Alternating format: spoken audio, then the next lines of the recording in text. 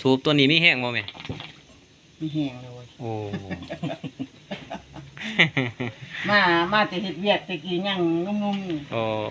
ๆบ่ได้พาวได้หาข้าวหาน้ำหาตัวนี้ก่อนนะ โอ้ตอนแม่เป็นสาว ตอนแม่ยังหนุ่มเนาะ มานี่ต้องได้สูบตัวนี้ก่อนเนาะเขาน้ำบ่พร้าวกับยางเนาะบ่ต้องเนาะ ข้าวน้ำบ่พาว เขาน้ำบ่ต้องเอาตรงกอกเด้อนี่ก่อน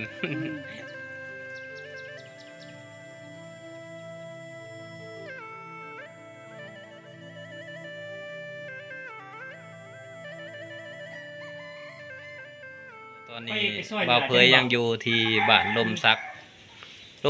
เนื้อได้หน่อยได้ไหมเนาะ ชักใต้ ลมซักไต่เนาะลมซักไต่มา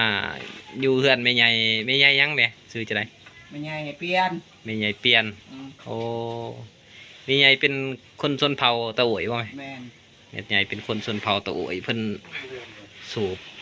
บังกอกเด้อเนาะแม่เนาะ แม่น อ๋อแม่ลูกขอจับเบิ่งแหน่โอ้งามเลยเนาะ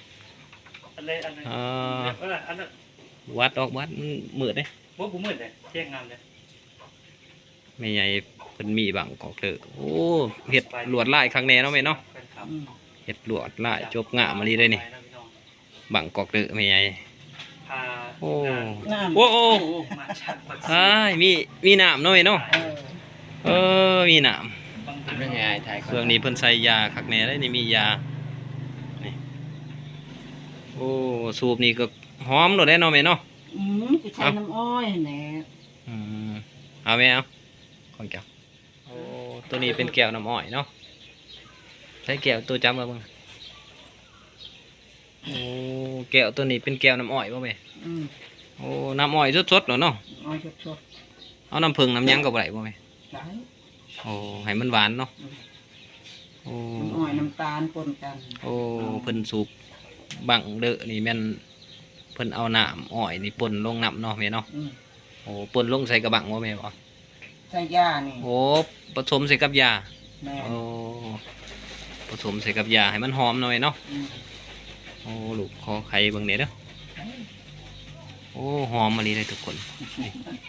หอมโอ้ ซุปหลายปีเลยปีคันเท่าเนาะ โอ้ได้แก้วไม่ใช่แม่มางามแต่แก้วจัง น้ำบ่แก้ว คักเลยเนาะโอ้ ว่าจะตะดูจะนี่มันเท่า โอ้ ไม่น้ำมดน้ำละ เปิดน้ำนะ มานำใส่แน่ใส่กระไฟในตี้เด็กกระไฟล่องสูบบ้างไหมล่องสูบให้มันเป็นควันบ้าง มีน้ำตาลน้ำอ้อยปนกันกับมีน้ำ โอ้ธรรมดาเนาะ โอ้ยนี่ซีหนักง่ายมาแต่เมืองตะโอยแข่งสารวันอยู่ โอ้เอา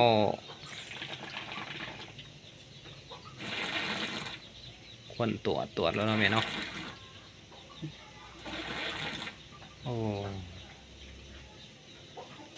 สูบบังเด็กอะไรนี่เนาะหลายคนบ่สูบอยู่บ้านนี่ไหมสูบบังเด็กอยู่ ลาย บ้านเล็ก ก็ ที่ ตายหม โอ้ ดเลยไม่เท่าเล่านี่ก็จุก ส่วนหลายนี่เป็นคนเฒ่าเพิ่นสูบเนาะแม่เนาะ เท่าสมคอยนี่แหละ โดยแม่ก็เว้าภาษาตะโอยบ่ แม่ สูบบังเดอนี่ว่าจะได้แม่ภาษาตะโอยกอก ก็ โอ้สูบกอกเคยสูบมาแต่พอแต่แม่มาได้เนาะแม่สูบอายุแต่อายุจักปีสูบบังเดอนี่ อายุ40 โอ้สูบแต่อายุ40 ปี เดี๋ยวนี้70 โอ้เดี๋ยวนี้ อันนี้80ปลาย82 40ไป โอ้แม่อายุ82 ปียังแข็งแรงเนาะแม่เนาะ ก็ได้เฮ็ดเวียกเฮ็ดงานอยู่ คนชนเผ่านี่แข็งแรงเนาะแม่เนาะแบบว่ากินแต่ของธรรมศาสตร์เนาะส่วนหลายเนาะแม่เนาะ แม่น แม่เฮ็ดอาชีพหยังส่วนหลายปลูกมันบ่ ตะกี้ก็เฮ็ดให้ โอ้เฮ็ดให้เขา บ่ได้เฮ็ดอีจังอยู่นำกินน้ำลูกน้ำหลาน ลูกเพิ่นเฮ็ดสวนมันบ่ เออ เฮ็ดสวนมันต้นพ่อใหญ่เพิ่นก็สูบบ่แม่ เราก็ชูไปเราไปแล้ว โอ้พ่อใหญ่เพิ่นเสียแล้วเนาะ สวรรค์ละ เสียหลายปีแล้วบ่แม่ 10กว่าปีแล้ว โอ้เสีย10กว่าปีละแม่ใหญ่อยู่กับลูกเนาะ อยู่กับลูกกับหลาน เพิ่นกำลังนึ่งข้าวยามแดงๆเลยนี่พอเผยมา เบิ่งเพิ่นสูบกอกเด้อเบาแก้วเพิ่นพามาหามื้อนี้ สบายดีน้องเด้อ FC บ่เบื่อเนาะ เบา ฝาก แก้ ติ ว ดตามเลยเด้อ วิถีชีวิต เขาโอยเรา เขาโอยเนาะเป็นพาบ่เปยมาดินน้ำไม่ใหญ่ ชื่อเพยบ่ โดยแม่นซื้อเปยอืมผู้ใดเป็นผู้เฮ็ดให้เจ้าแม่คือมีลวดลายงามแท้ ลูกสาวมาส่งอยู่ตะโอยพุ่น โอ้บ่ธรรมดาเนาะสั่งมาแต่ตะอวยพุ่นเนาะ ลูกสาวกกมา โอ้ ให้ สั่งมาแต่ อืม บอนมันโลดเนาะ เออ สั่งมาแต่บอนดังบอนเดิมเนาะ อืม ส่องตะมงตะโอย โอ้ตัวนี้นี่มีไล่ขัดข้างในเนาะแม่เนาะมีไล่มีทองขัดข้างในแล้วนี่โอ้แม่สูบนี่เอายาเส้นเนาะใส่เนาะ แม่น เอายาเส้นยาปุกๆใส่นี่แล้วเนาะแล้วก็ผสมกับน้ำอ้อยเนาะโอ้ยาจืด เออ ผสมใส่กับน้ำอ้อยเนาะ เออ น้ำอ้อยน้ำบานให้มันหอมเอาสูบตัวนี้มีแห้งบ่แม่ มีแห้งเลย โอ้ มาแต่เฮ็ดเวียกแต่กี้ยังนุ่ม โอ้ ๆบ่ได้พาวได้หาข้าวหาน้ำหาตัวนี้ก่อนนะ โอ้ตอนแม่เป็นสาว ยัง ตอนแม่ยังหนุ่มเนาะ หั่น มานี่ต้องได้สูบตัวนี้ก่อนเนาะ เออ เขาน้ำบ่พร้าวกับยางเนาะบ่ต้องเนาะ ข้าวน้ำบ่พาว เขาน้ำบ่ต้อง อืม เอาตรงกอกเด้อนี่ก่อน อืม คักก็ดีแม่ใหญ่เพิ่นโอ้อืมอยู่นี่หลายปีแล้วเนาะแม่เนาะจำอยู่นี่เนาะ 38 ปี 38 ปีแล้วอยู่บ้านดมซักนี่เนาะ เออ โอ้โดยบ้านเกิดเมืองนอนแม่อยู่สารวัตรบ่ อยู่ตะโอย อยู่ตะโอยพุ่น อืม โอ้ ตะโอย จะได้จังไดมาอยู่พี่แม่ เอ้า พยก สิยกกับแม่น โอ้อพยพแต่ข้าว ทั้งพ่อเฒ่าหันอยู่นี่หลาย โอ้ อยู่บ้านข่อยบ่มี พี่น้องเพิ่นย่างไม่ใหญ่มาอยู่ก่อนแหละเนาะ เออ โอ้ นั่นแหละเรา พ่อใหญ่เพิ่นก็คนโตอีกกันบ่ ตะโอยหมด โอ้ หมดบ้าน คนโต หมด โดย อืม โอ้อยู่นี่โตหลายเนาะแม่เนาะ อืม อืมโอ้ลวดลายงามเนาะแม่เนาะเป็นไม้หยังเดนี่ไม้ไผ่ ไม่ชอด ไม้สอดเนาะ อืม เป็นกระบังไม้สอดบังกอกเด้อเขาเอิ้นเนาะแม่เนาะ เออ โอ้ นี่ก็ไม่ชอดคือกัน โดยงามเนาะเพิ่นเฮ็ดเนาะเพิ่นขายราคาเท่าไหร่เนาะแม่เนาะ มันบ่มีราคานะ โอ้บ่แล้วอยู่พุ่นก็สิย่านเพิ่นขายกันได้นี่ สู้มึงดู อืม น้องสู้มึงก่อน บอกแก้วสิลองสูบเบิ่ง ไปใส่อีกเตี่ยที่ฝัน ใช่บ่มีควันซ้ำ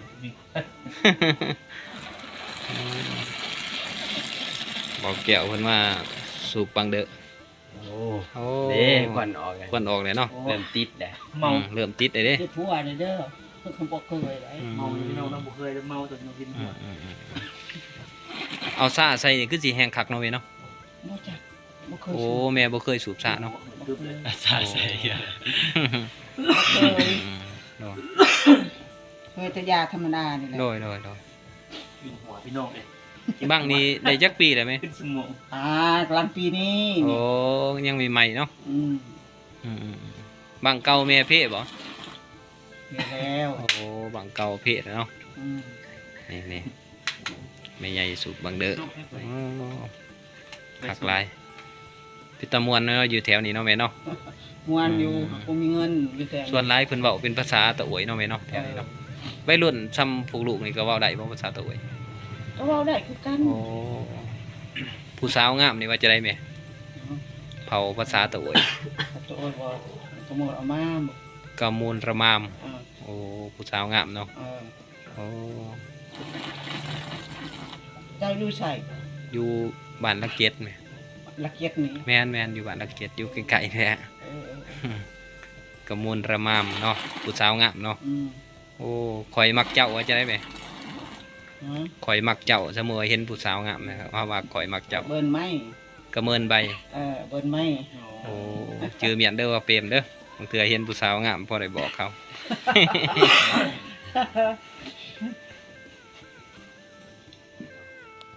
โอ้อยู่กองตารางกันเลี้ยงแม่บ่เลี้ยงเมียน เออ โอ้ จอย